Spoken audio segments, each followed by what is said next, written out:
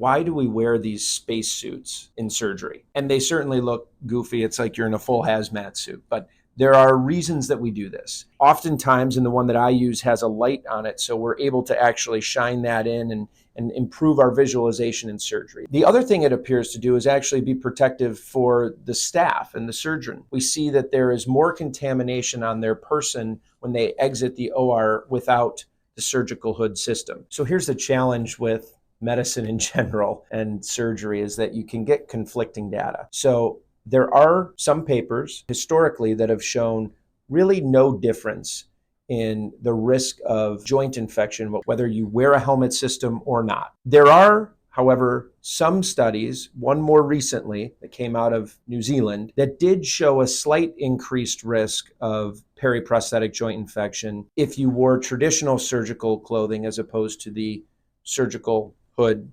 system. It's difficult to interpret all of these. It's safe to say it certainly doesn't increase contamination by wearing it. And so I think our philosophy is, at a minimum, it's no increased risk. And in some cases, maybe it improves the benefits from an infection standpoint.